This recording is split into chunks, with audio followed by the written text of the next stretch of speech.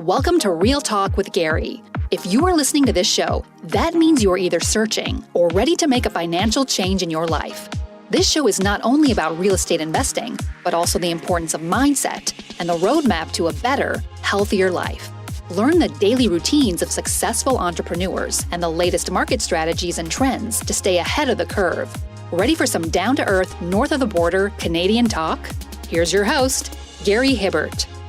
All right, welcome back. You are listening to Real Talk with Gary, and on today's show, boy, do I have a treat for you guys. I had the absolute privilege to sit down with the one and only Kathleen Black.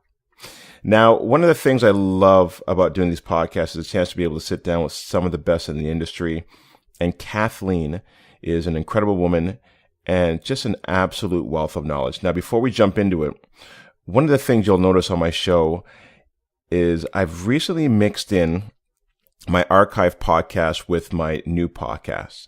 And the reason I've done this is because I've been doing these podcasts now for a number of years on YouTube, and I'm slowly migrating some of the good ones over onto iTunes for you to be able to listen to.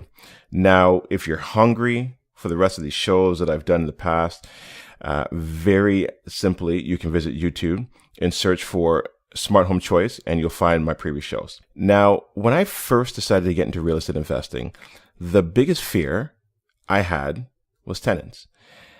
Now, the fear was real. It kept me on the sideline for a number of years because of all the horror stories that I've heard. And I finally decided to take the plunge, and guess what? Here I am today. Now, to help some of you currently on the sidelines, last year, here's what I decided to do was write a guide on how to screen tenants.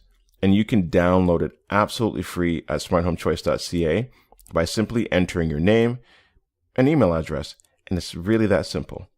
Okay, now, on today's show, like I said before, you guys are definitely in for a treat. Kathleen and I essentially discussed how to succeed in the game of life. Now, Kathleen Black is one of Canada's leading real estate coaches, trainers, delivering her proven success techniques to agents and teams pretty much right across North America.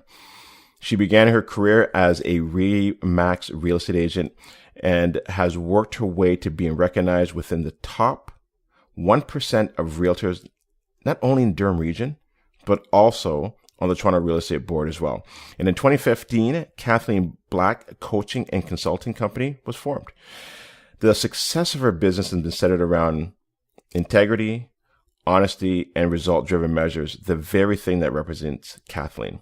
And on the call, she shares her story on how a divorced single mom made no excuses and pushed through every barrier to succeed. We also discuss why risk is good and the importance of getting out of that comfort zone, the importance to agree on what to do if things don't work out when you're happy. And that's really, really important. And how having a growth mindset and reasons versus results can change your life forever. And we obviously discuss so much more.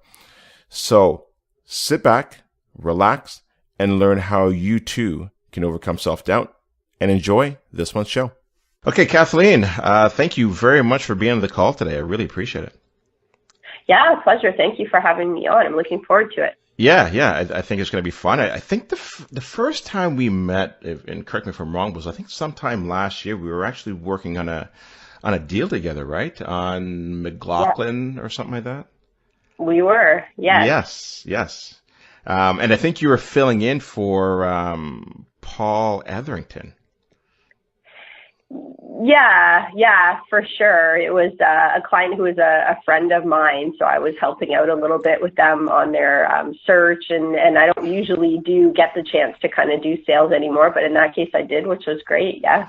Yeah, and I think just because of that, I remember you telling me that, and that kind of led me down the path of, well, if you don't do that, then what are you doing? And then I found out what you are doing, and that's why you're here today. So I'm excited about it, to kind of learn what you're doing, more about that, and also to share, your expertise with people who are listening on the show today, because maybe you might be able to help them. It might be able to help me. Who knows, right?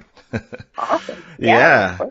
So why don't we kind of jump right into it then, and maybe we'll start off with who you are and how and where you kind of got started, because I think you started off with in investment properties.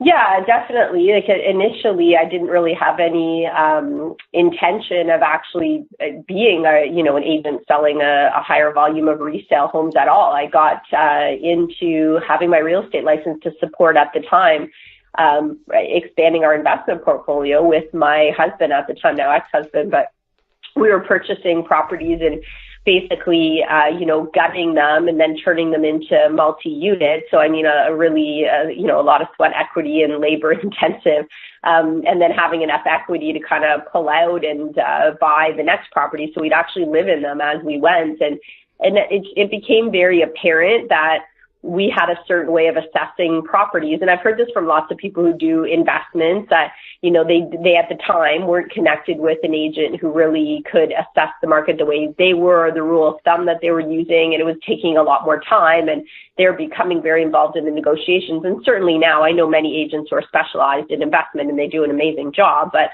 at the time, we were in that situation and just decided it made sense for me to get my license and actually, be able to do the showings and pursue the negotiations and just assess it based on negotiation or investment strategy.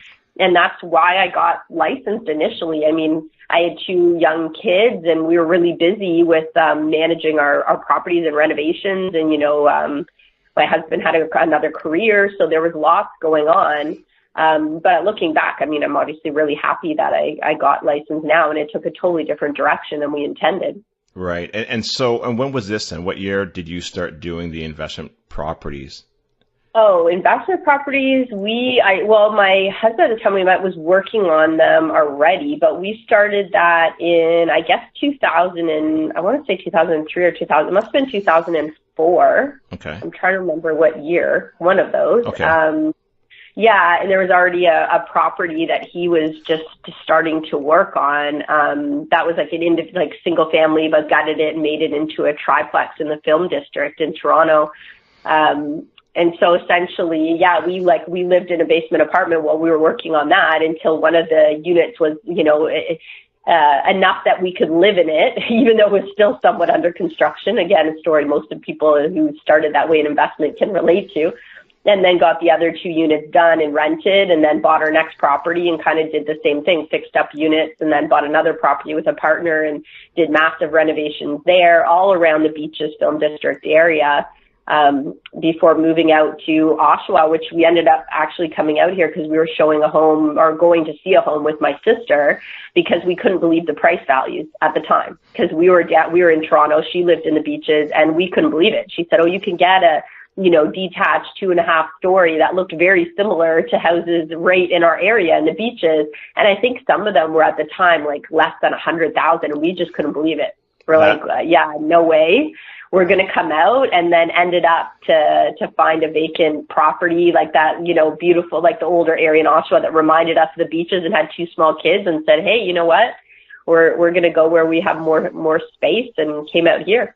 That's crazy because, man, 100-something thousand. I remember when I first got into it, and the first property that I picked up was in Oshawa, and it was like just under 200,000. Yeah, it was like 199, right? Mm-hmm. And it was back in 2008, so it was incredible. Okay, so you move out into Oshawa, so you start doing the investment stuff out here as well too. And then when did things kind of start to shift or change? Well, essentially, we moved out here, and I was already starting to work on my license when we moved. So I got licensed, I think, in mid-2007, and then I went into training, and I was up and running kind of at the end of the fall market of 2007. Mm-hmm. So I shopped all over and decided to go with a team. I really wanted a lot of experience really quickly. So what happened was I got busy really fast. So that was a total change and shift for us. And then I ended up to go through a separation and all these things that happen when you're in real estate, and our lives were just kind of flipped upside down. And to be honest, to purchase the properties we did and renovate them within 2 to 3 years, but there was a lot of, there had to be a lot of drive to get that done, which also put a lot of pressure on both of us, both really driven people.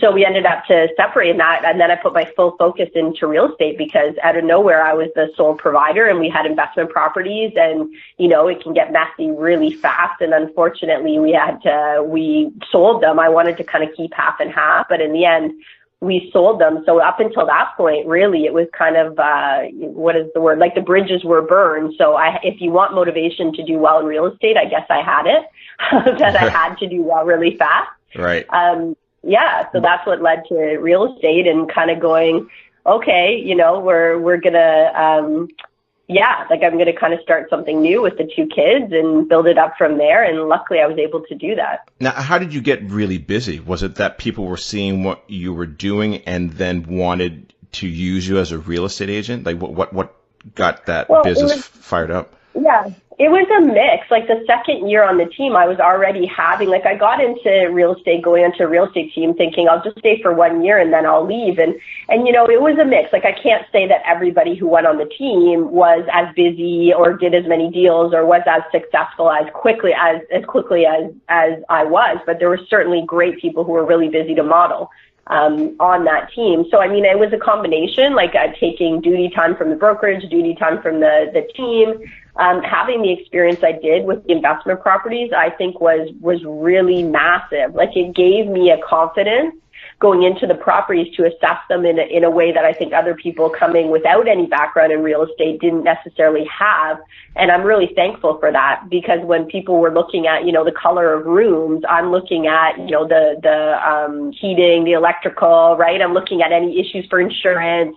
I'm looking at any big ticket items and making sure that I'm communicating that to my clients. So I didn't see it at the time, but in retrospect, now working with a lot of agents, I see it probably was a real asset. Right. So doing the investment properties. Right. So doing those investment properties.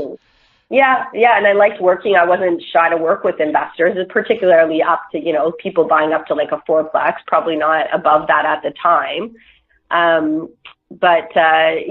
It was a mix of appointments booked for me, getting training right away. And then, like I said, having repeat referrals pretty much really quickly in the business. I had clients referring back to me, which was great.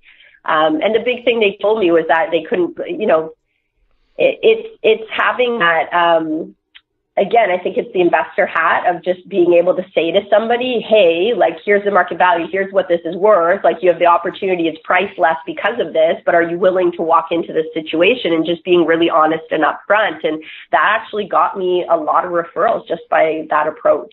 Right. And I guess also as well, too, so it sounds like you're obviously working with more real estate investors once you got your real estate license. Is that correct? Was it maybe like an 80-20? No, it was a mix. It was a mix? No, okay. It was definitely a mix. Even in resale, referring on, but I think people just appreciate that you're not scared to tell them, what they could be getting into and the pros and cons, and letting them make their own decision instead of every house is great and you got to buy it now. Right.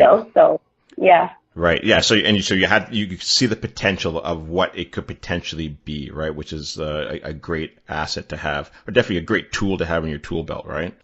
So, and listening for their formula. I had a formula for how I bought investment properties, and every single buyer or seller I worked with had a formula for how they were going to make that decision. And if I listened, I could understand and support that. And I think that was a big piece of it, just listening for, hey, how do you make big decisions, and what's going to allow you to be comfortable, and what do you need to say yes here so you don't get stuck, because it's your goal to buy or sell. I'm just here to facilitate it. Right. Now, while you were building your investment portfolio, was there any particular piece of advice that you would say that you received that that was just, earth-shattering, or really kind of helped you throughout that stage of your life? Yeah, funny enough, it was an investor who gave us advice. It was in the beaches. We were going to see a rental because we were trying to decide between renting while we bought another property or buying into a much more expensive property, which we ended up to do, and had many, many sleepless nights because we had to leverage another property and it hadn't all come through yet. And anyways, just a lot of stress at the time. I don't know that I'd put myself in that situation again today, but we were going to see the unit. And it was funny because he was telling us at the time, because we were saying, the market at the time was thought to be a little bit depressed. And he said, hey, when the market's down, the rents go up, like no matter what. And the way he talked about it, he's like, at the end of the day, it's as long as you have a strategy, because I was like, well, it's not like his monopoly. And he goes, actually, it is. Like, if you have a strategy and you can have fun with it and you can see that really it is a game and there's a strategy to this game, that's how you win in it. Like, you don't over leverage yourself. But if you take so much stress and you take it so seriously, you'll never get in the game. You'll never invest and you'll never grow. And oddly enough, at the time, I really took it to heart. I was like, he's right. Like, you have to have that courage to take educated risks, not full out risks, but educated risk in a way that the most of the population won't do. And I really did take that to heart, that, hey, if there's an opportunity, it's in front of us and we can make it work, we're going to go for it. Perhaps we did that too much. But it was really pivotal for me to go, yeah, you know what? At the end of the day, you have a strategy that works. It's just a formula. Right. And so with that being said, I mean, it's almost as if you can buy in any market, whether it's going up, sideways, or down, as long as you figured out the strategy and maybe you change those strategies depending on the way the market's moving, correct? Well, yeah, absolutely. And I think now it's very different. I mean, our markets in the GTA have gone up so much that, I mean, now the idea is people are actually, you know, paying monthly into investment properties to have the investment into the property. I mean, at the time, we were able to make everything profitable. Like, everything was upside. All of our investments in Toronto paid for the house in Oshawa because the house was much bigger than, cheaper price, but much bigger than we would have had there. And it was, yeah, it was essentially at the time just knowing that even if the market went down or stayed the same, like, as long as it was all relative with amortization, it was our friend. Like, we were long-term, we wanted to hold long-term, and Right. we knew what those numbers needed to look like. So it was pretty easy to make an analysis and go, even if the market's going a little bit wonky for a couple of years, I mean, as long as you have tenants, and for us, this was a big reason not to have single properties and try to do the multi-unit so that we were sheltered in case of any fluctuation. That if we did have one vacancy, at least we always had some income happening. Right. So we definitely had ways that we tried to protect ourselves, for sure, because we were very limited in cash flow and in initial investment money, like extremely limited, that we were always pulling from one house, literally everything, once we had renovated to get to the next one. Right. Like, then you could pull up to 5%. You can't do that now, but then we could. Right. And so, okay, so with that being said, then, were you doing any joint ventures, or were they all just you and your husband at the time? They were at the time all just us until we did I guess it was only the third, because they were all triplexes, right? So the third property was a duplex that had a partner, and then we lived in one of the triplexes, and then we moved to Oshawa and bought that on our own. And it was also the time of zero down, but luckily we didn't get into that. We knew that wasn't a smart investment for us. Right. And that was like back in 2008? Like, it was such a short window, like 6 months or It 7 was. months. Yeah. Yeah. And that was when, just before the U.S.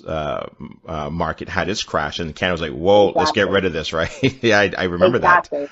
I remember Yeah, that. and it was tempting, right? Because the market was going up. But I mean, I think going through and knowing, like, you put risk to get, and how many people write books and say, hey, if we knew what we knew now, we probably wouldn't have done what we did then, but we also wouldn't be here now.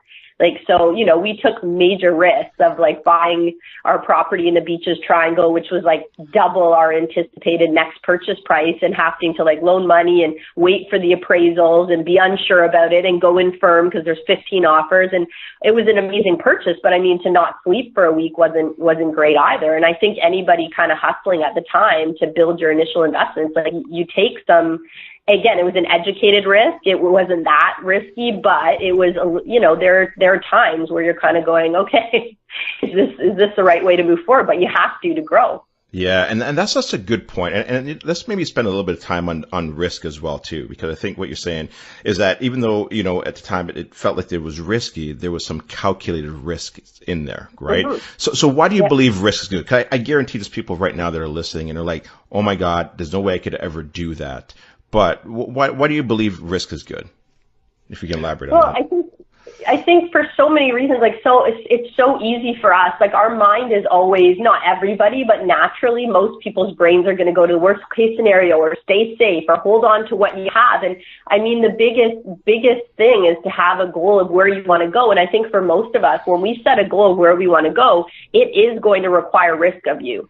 So risk is a good thing, right? Like debt is a good thing if you know what you're doing with it. Like, people have the idea of, okay, don't be in debt. Well, anybody who's in real estate investment is leveraging debt to their advantage, right? They're going, hey, how can I move out the actual liquid cash I have for down payments to get as many properties as I can? Like, we all know that kind of approach to it.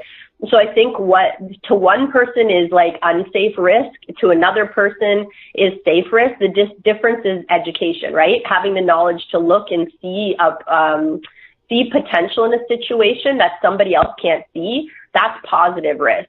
And I think we need to lean into it. Like, if there's a 1% chance that something horrible is going to happen, but there's a 99% chance that something amazing is going to happen, and 99% of the world is going to not do anything because of the 1%, that might be a bit more drastic. But that's where our opportunities lie. Like, every opportunity I've had in business came from taking a massive risk. Like, the coaching company I took on had huge amount of debt. It turned out it had $180,000 in debt. It was a fire sale. The minute I took 50% ownership of it, I owned 50% of that debt. But that risk allowed me to build up and transform a business. And it's no different from the risk when we took on investment properties that required massive renovations, and we had to hustle. Like, we had timelines to be able to rent them out. We didn't have the cash to cover it after.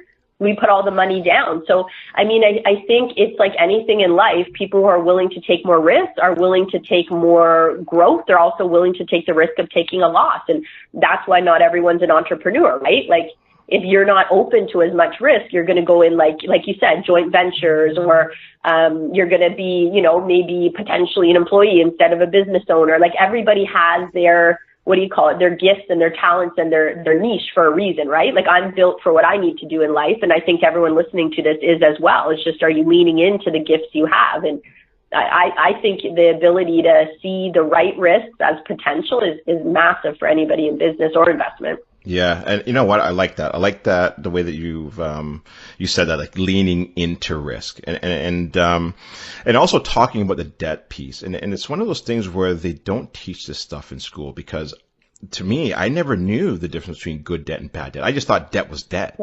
Yeah. Listen, for my wife as well too, it took a while for us to really grasp that, because we were putting ourselves into so much debt in the beginning. But once you understand the difference between good debt and bad debt, that helps to kind of, I guess, maybe shave a little bit of that risk off, because you understand that, yeah, I need to do this to be able to lead into it, right? Mm-hmm. And it sounds like that's exactly what you're doing, where you're putting yourself into more debt, but it was good debt. Yeah. And so what I was going to lean into next, right, is how do you prepare yourself for that? Is it a mindset? Is it like how do you do that? Mm-hmm. Well, I think it is a mindset. I think it's, it's the same thing that, and I'm just going to say from personal experience because it fits in this case, like, it's the same thing that would make me a great realtor, would make me a great investor, made me a great coach, and now hopefully makes me a great coach of coaches. And it's the ability to disassociate, right? Like, we have to be able to take ourselves out of the equation and see it as a strategy and as a formula. And disassociate, I mean, take out the emotional attachment and see it as numbers. So the best way that I can do that is, for example, there was years ago, a cottage. We had looked to my first cottage anyway. It was a huge, like, pipe dream. And when we finally bought it, it was like just unbelievable, because I had all the checks in my envelope from selling real estate, because I had been on my own at that point and finally was able to do it. It was just this huge deal. But at one point we looked to get a bigger cottage, and we found that with one that was just like our dream cottage. And I loved it. Like, it had all these custom finishes. An artist owned it. They had permission to rebuild on the exact same spot as the old cottage, which was like on a mini peninsula. So, like, three sides had water, but like all up to date and like perfectly, like, hand done hardwood and finishes. Like, it's hard to even describe. It was just gorgeous. So I go to negotiate, and we decide, first of all, again, way higher than the price range we thought, but it was just so beautiful. So I go and put in the initial offer, or sorry, there was already one offer. I go to put in the initial offer for us. they try to not let us present. It's like, we don't want to scare away the other offer because this isn't cottage country. It's not quite the same. So I had to push them a little bit and saying, hey, for your sellers, we know the deal. They could make a little bit more money. At least look at our offer. Another third offer comes in. So the first offer, upped their offer. I got a chance to up mine. What hat did I have on? I had on, okay, I'm a single parent. I cover all of the bills. I have 2 kids. I have a house. I have an existing cottage that I'm going to have to cover. I don't know if it's going to sell it right away, or am I going to be able to rent it? I don't know. So what hat do I have on? The scared scarcity emotional hat of a mother, and not the hat of a realtor who does, top 1% business. So when the third offer came in, I did adjust my offer again, and I didn't end up to the cottage. I was devastated. And I actually called myself on it, because I said, if I had given myself the advice I would have given a client, I would have had the cottage hands down. But I put on this personal attached perspective when it came to that house, and I can never win an investment or consulting anybody with that hat on. So I think it's prepping ourselves for, again, like that gentleman said to me outside of the rental, he's like, it kind of is like Monopoly. Other people are loaning you money to build your wealth and build your opportunities for the future. And I never forgot that. He's like, if you understand how to do that, this is one of the most amazing opportunities you can have. And that was the minute when I realized, okay, the only way to win in this is to be really smart, really educated, but also not be emotional. It has to, again, be from a formula of, I have a goal, I want to reach it, here's my business strategy, and this is exactly what I'm going to do. Because if you have the emotional side, you can't make the moves when you need to make them. You have to have that confidence, right? So if I don't have certainty, I can't decide. Right. But everything away from the emotions, I have certainty. Right. And so once you've figured out that strategy and you deploy it, when you're looking at that deal, you'll know when it's time to walk, or you've put it down and okay, now you're going to get that deal. Because sometimes the best deal that you do is the one that you don't do. Right. So I think it's important to know your strategy and to know when it's a deal and when it no longer becomes a deal. Right. Exactly. Have a neutral stance. Like I said I was doing a talk today, and I say it all the time. And it's everything about consultant's approach is the same with investment. Again, supporting clients, coaching, running a coaching business. It's all the same. It's the ability to get as neutral as possible, so we can be where no one can be objective, but as close to as neutral, so we can just see the moving pieces and kind of massage them, right? And sometimes, it's the idea to just, what is the word I'm trying to say? What you're trying to say is exactly the same idea with clients, total detachment. If it works, it works. If it doesn't, it doesn't. Here's the numbers, and if not, we'll go on to the next one. No big deal, as long as you're logical about it. Yeah. Absolutely, for sure. Okay, so obviously we know that the mindset's an important piece, right? How did did you do more did you have a coach? Was it mentoring that you were getting? Was it a book that you read, or books that you read? Was it podcasts? What really kind of got you into that mindset that you have today? You know what? I don't I've wondered with this, because I look back, I don't know if it's just a lot of people leaving home young, needing to be independent, needing to make sure I always had money to cover myself, and I knew I didn't have a backup plan. I think that might be part of it. Also in university, I had my son in university, and very quickly I was okay, I want to make sure I have a place for him that's not going to be in a scuzzy apartment, with a bunch of drunk students around me. So I had rented out a townhouse then, and I ended up to apply and get exchange students that we did room and board with them. And then after, I took in different tenants. And I think that was the first taste of, okay, there are ways to leverage things and still make the world work. There are creative solutions that you can do to still live the way you want to live.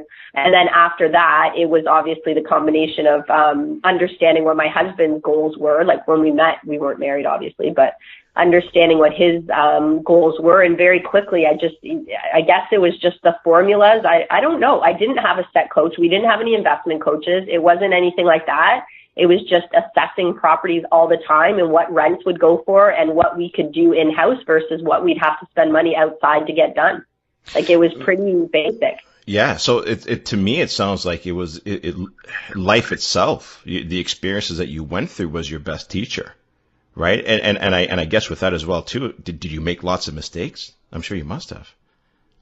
You know what? Like in the investment side, we did well. Like I say to people, like divorce is expensive. If we were, and I'm happily divorced, like it was a very good decision for him and I, and we're friends, and that's all great. So that's not the issue. But I mean, I could have been retired now. Like those properties are more than double, probably much more than double, right? In value in the time. So I think the only, to be honest, it's going to sound weird to some people listening, but I mean, we probably should have had a prenup of some type, because I mean, we had business and marriage mixed. And unfortunately, when the marriage dissolved, it became very difficult to deal with the business because it became part of the marriage.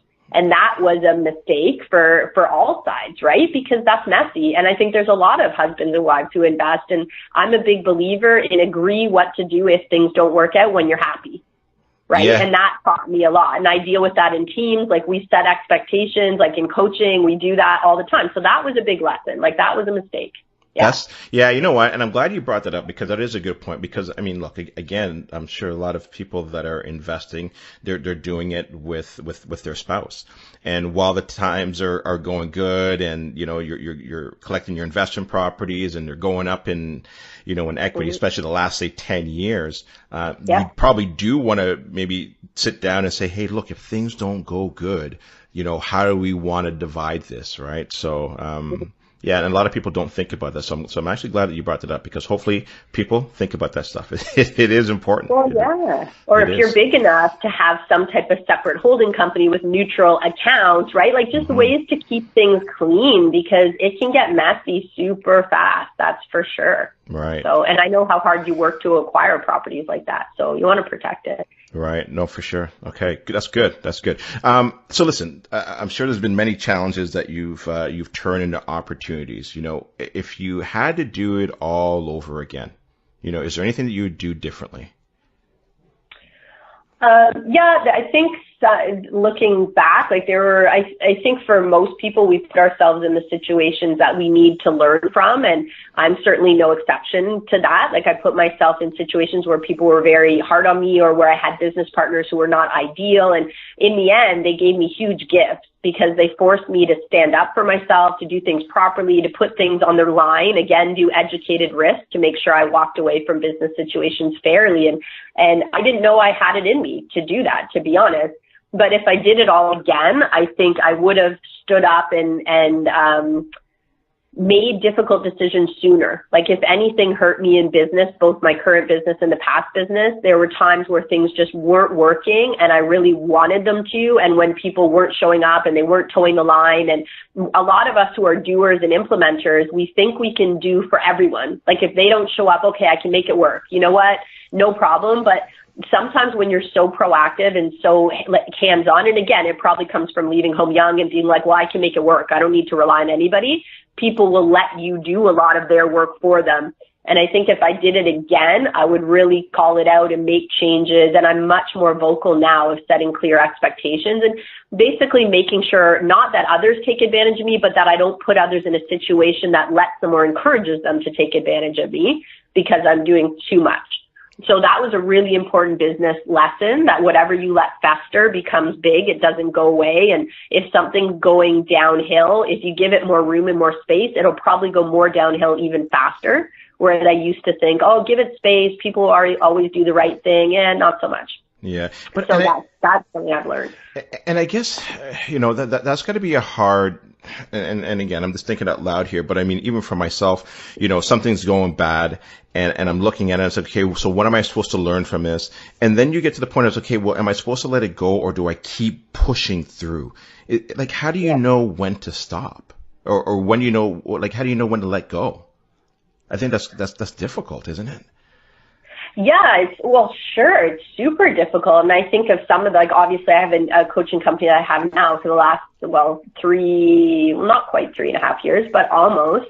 And I ran a prior coaching company. And I think, sometimes for those of us who our passions are so in our business, as much as I'm detached with everything that I do well, I still put my whole heart into my business. It's like a child. It's something it's a huge part of my values and who I am. Contribution's really important to me.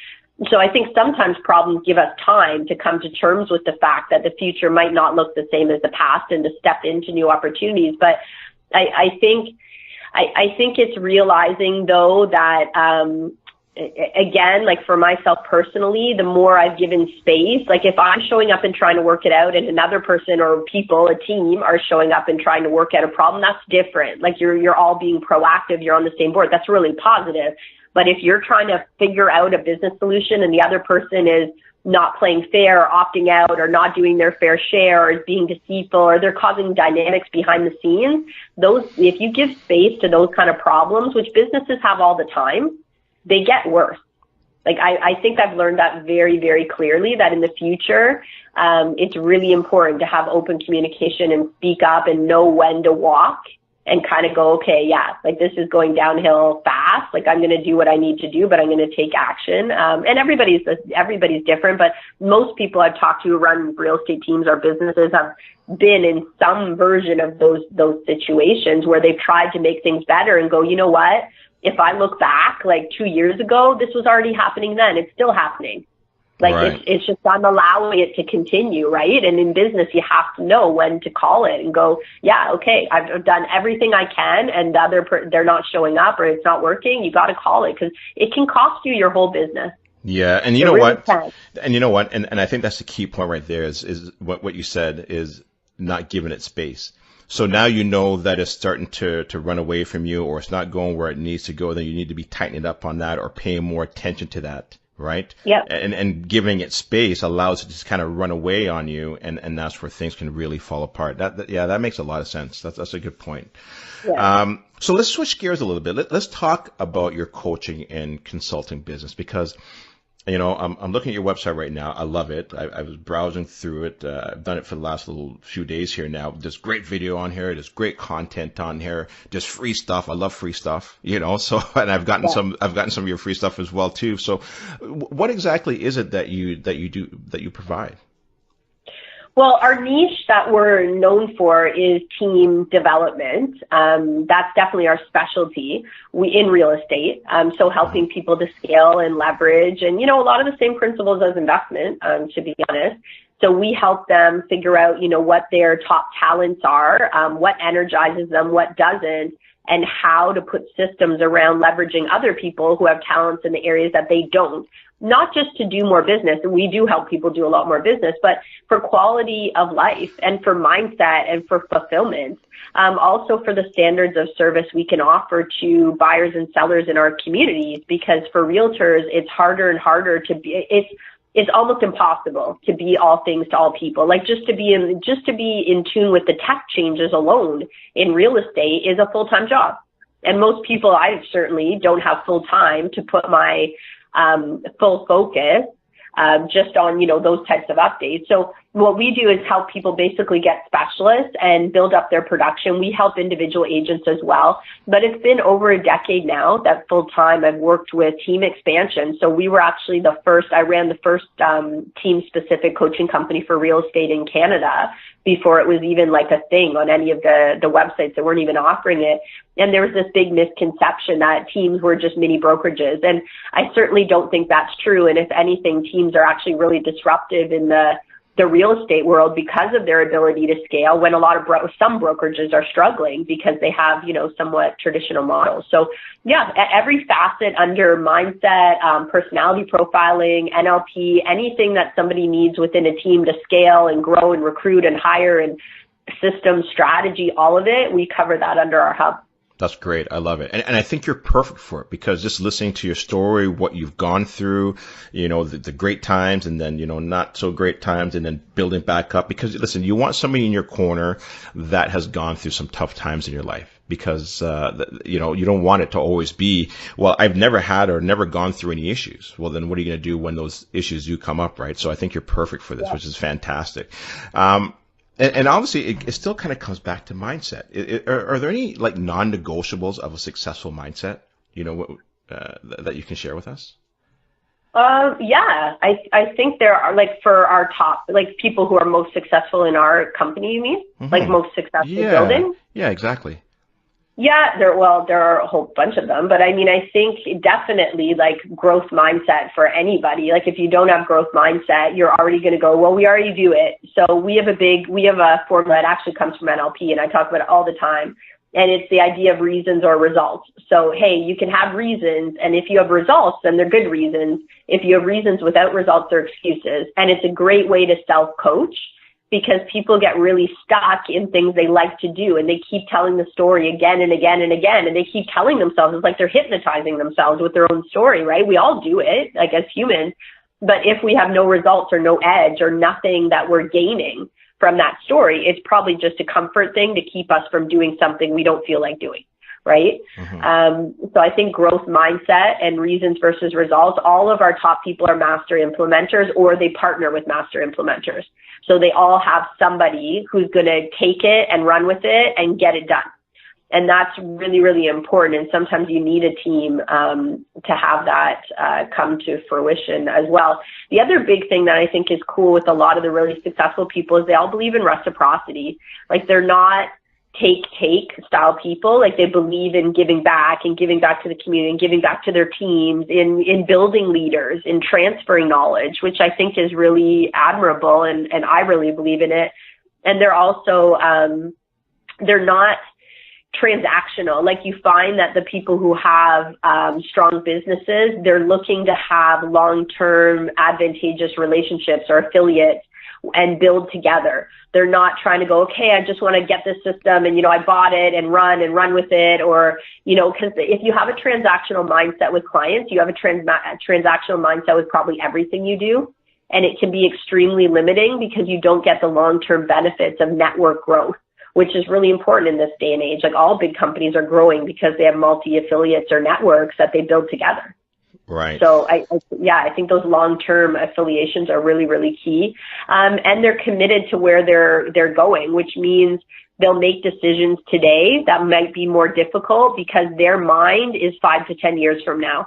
And that's a huge way to bend the world in your favor. If you know where you want to be 5 or 10 years from now, and every time you have to make a big decision, you're like, okay, but what's like, will this matter in 5 or 10 years? Or what do I need to get to be in that place? It just gives you crystal clear clarity on the decisions you have to make. Right. And in business, the ability to go, hey, I can make a decision now that might cost me half my business, or I can make it in 5 years. When's it better to make the decision? Probably now, and fix whatever issue I have, right? But we have a whole list of like 8 attributes of our top 10, our top 1%. And the big one probably is just model success, right? We always model the best in any industry, and we model the best, forget the rest is our term for it. I like it.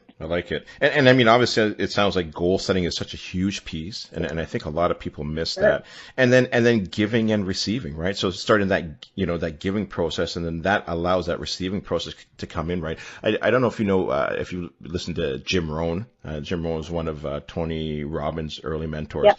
But he was big on that as well too. And another thing that was probably one of the early lessons that I received in the beginning was that, when you get the information, don't keep it to yourself, give it. And then that allows for more information to come in. And that was one of the things that really, really stuck with me. I mean, there's lots of other great teachings that he had, but, that's great. It's just good, to kind of rehash that information. I appreciate that. Now, what drives you? What drives you to, when you get up in the morning, what keeps you going? I think it's, and I've talked about this before. I don't know if it drives me as much as something pulls me. Like, I've kind of said, there's times where I'm tired and I kind of go, really, like, every single day I ask for guidance, right? Like, whatever everyone listening to this believes in, but I ask, to be able to be of service, and I believe that I am, directed, if I pay attention, that there are signs for what I need to do. But I always look for, how can I be of service? And I said, when a doorway opens for you, like, there's a good chance that you probably should walk through it, unless it's like a negative doorway. But essentially, when you're constantly asking to be of service and opportunities arise, I believe that that's a beautiful gift, and I want to, with gratitude, and be humble enough to say thank you, and I'm so thankful I have these opportunities, and if they're given to me, I'm going to do my best, and I'm going to show up until the opportunities don't present themselves anymore. And I've just always had this feeling that I'm here to contribute. And I think for me, I've said, even times where I'm exhausted and I'm tired and I feel almost like I'm being dragged through the mud, the idea of stopping just isn't an option. like I feel my life is to do something bigger than myself. And I don't know if everyone feels that way. I think everyone has something to contribute that's bigger than themselves. I think unfortunately not everyone gets the opportunity to connect with it, which is a shame. But yeah, I think that's what it is. I don't know what the end game is, but I know that I've been able to be of service. And as long as I can, that I think that's more important than some of the little everyday things. And I'll sacrifice a lot to be able to, have as much impact as I can in this world and help people. And hopefully I'll be able to continue doing that. Yeah, that's amazing. And listen, and there's times I feel exactly the same way as well too. Doing what I was doing before in the IT department and to where I am now, never in my wildest dreams that I think I'd be doing podcasts and doing mastermind events and teaching people. 'Cause, I never thought, but yeah. I'm just continuing to go down this road, and what you're saying is just, use me, or how can I help other people? And I think that's an important thing to kind of continue to do. So, kudos to you for doing that. It's amazing. What impact then? I mean, obviously you're going down an incredible path. And so this is the next big question is, what impact do you want to make on the world? What impact do I want to make on the world? I think at the end of the day, I mean, the greatest impact we can ever do is to help reflect potential to others, because if others see their potential, they have beautiful gifts to bring, and they can teach that to their children, to their community. Like it truly is an ongoing ripple effect. And I think that's why I love coaching, because we don't just help one person. Like, we get to hear how it literally changes their lives and their families and their businesses and their teams. And end of the day, what we do, it could be in real estate, it could be anywhere, but we really try to help people align their values and how they can have a fulfilled life and align their voice, so they feel like they can live authentically and be who they need to be, but do it stepping into power.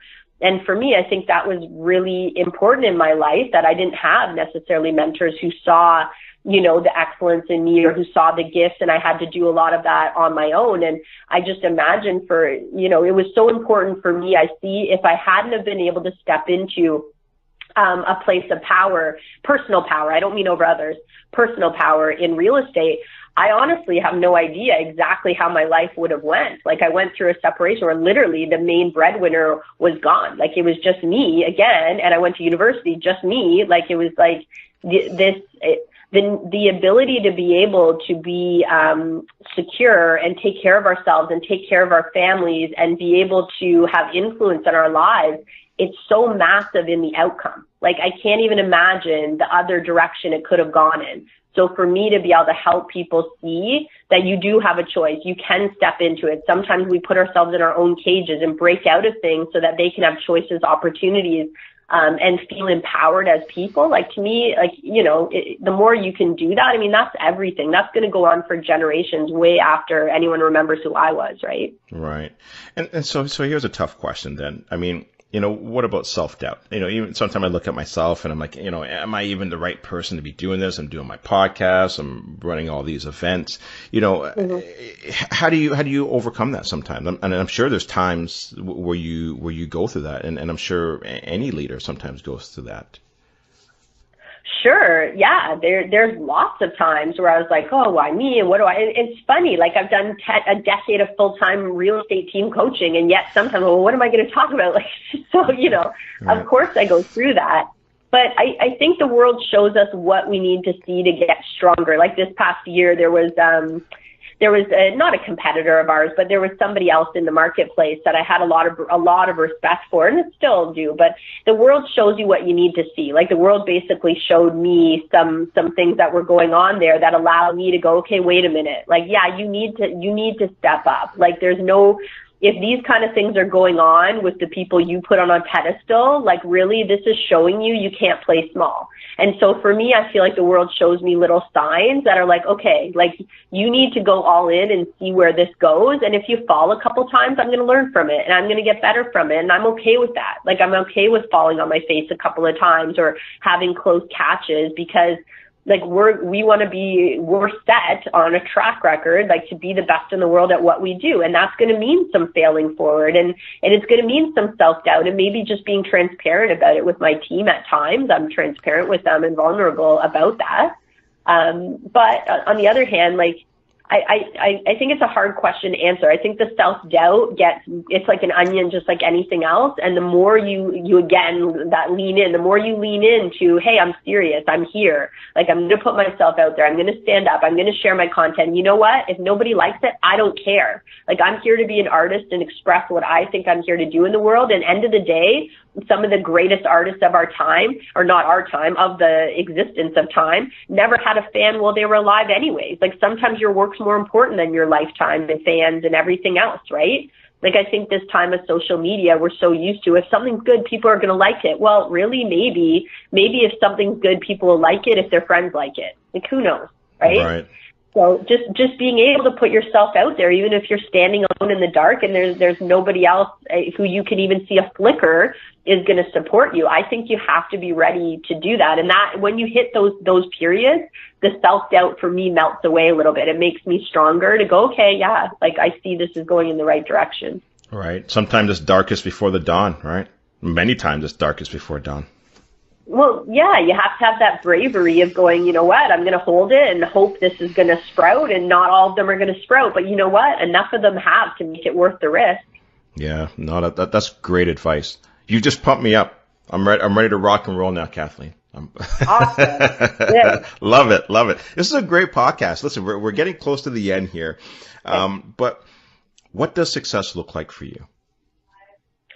Yeah, it's funny. I put this because, yeah, anyway, I ask my clients this all the time, and I think it's funny because depending on personality, for me, success is like, I'm kind of that, Gatsby mindset of, you know, there's always that green light and there's always something to go towards. And the first presentation I ever did in coaching, I talked about that we can be humbled by the vision of something greater. And I did that because I was doing training with, at the time, the best team in the area. And being the best wasn't helping them. It was hurting them. And it was the idea that we can always be humbled by the vision of something, even if it doesn't exist. And to me, success is always pushing the line for what could be, but also taking my adventures now, like living my life to the absolute fullest and doing the hikes and doing the travel and not saying I'm too busy, because I'm always going to be busy. Right? There's no, hey, next year, like for top producers or top running, like, people, they're always going to be busy. So it's carving out the time now and always pushing the limits. Like, you know, if one day I never want to retire, I always want to do what I love. But if one day, you know, at the end of it, I'm still seeing that there's that next frontier and I'm still excited about it, to me, hey, then I've been successful. I've kept the spark alive, right? I love it. So it's not a destination, it's a journey. Yeah. Oh, for sure. I don't want to ever get there because, hey, like, that's the whole idea of innovation, right? Like, I don't usually use that word, but kind of. Yeah. Yeah, no, that makes sense. And you know what? When I woke up, I remember this was back when I was at the bank, and I was at the water cooler talking to some friends, and I was just so frustrated where I was, and I was like, man, I can't wait to retire. And then I was like, what am I going to do? I'm going to wish away the next 30 years of my life so I could be 65 years old. And that was a wake up call for me. So no, that's great advice. So thanks for sharing that. When's your next event? It's called the Ultimate Team Summit. Is that correct? Is that your next one? Yeah. Okay. Well, yeah, we have two big events. So Ultimate Team Summit is in November. That's right now, as far as we know, the biggest team-specific summit in real estate. So that's pretty cool. Like 60% of the people come out, sell 100 deals or more, or are on teams who sell 100 deals. And then we have tons of like 500 deal plus, 300 deal plus, 200 deal plus teams. So it's a really high-level elite environment for teams. And that's where they bring their whole team out.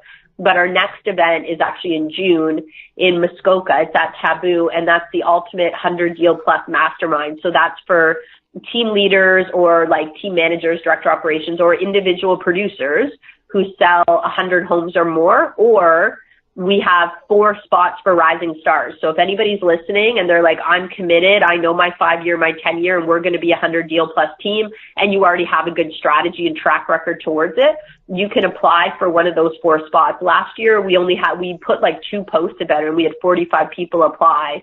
So we took 2 clients and 2 non-clients. So yeah, if anyone's in real estate listening and they're really committed, like getting around people who are already doing what you want to do is pretty much invaluable. So it's a pretty cool one to apply. If you're a 100 deal plus team leader, you can just register. And how much is that one, Kathleen? Actually, right now, it's usually about just under like $1,999, $2,000 to attend for the team leaders. But right now, because we did the REP Real Estate Professional Magazine team sponsorship, we have a whole bunch of promos going. So if they use REP promo, it's $8.99, and it's $9.99 even after for Rising Stars. They get a deal because they're not quite up there yet, but that's great. Yeah, and it's for 3 days. Yeah, and so it's only with 30 team leaders. It's pretty intimate. There's a lot of networking. It's a phenomenal opportunity for anyone wanting to build and connect. And that is cheap. So anybody that's listening, that's cheap. That's a great price. Oh, yeah. Like the $8.99 is less than half price. Yeah. That's incredible. That's incredible. So listen, so if anybody wants to get a hold of you, they want to learn more about Kathleen Black and your coaching and consulting company, how can they get a hold of you? How can they contact you? Yeah, our website, like we do strategy calls for anybody in real estate. We coach mortgage teams, insurance teams. We coach individuals and other businesses, but it's www.ittakesa.team. So it takes a .team, and you can request a strategy call right there. You can get a couple of reports we offer. You can do an assessment of your business, or you can email at any time, just admin@kathleenspeaks.com, admin@kathleenspeaks.com, and just reach out to us direct for whatever you need. Beautiful. We're all over social media, of course. All right, great. So listen, Kathleen, thank you so much for spending this time with us. Great information. I actually got some insight, and I think I'm going to use it for myself as well too. So I appreciate it. Awesome. Thank you. I appreciate it too, Gary. It was a lot of fun. Yeah. And hopefully I might be able to make it out to one of these summits. I'm definitely looking forward to it. I think it'd be great. Yeah, it would be for sure. All right. Sounds good. So listen, Kathleen, thank you very much, and you enjoy the rest of your day. You too. All right. Take care. Bye. Thanks for listening to today's show with Gary Hibbert.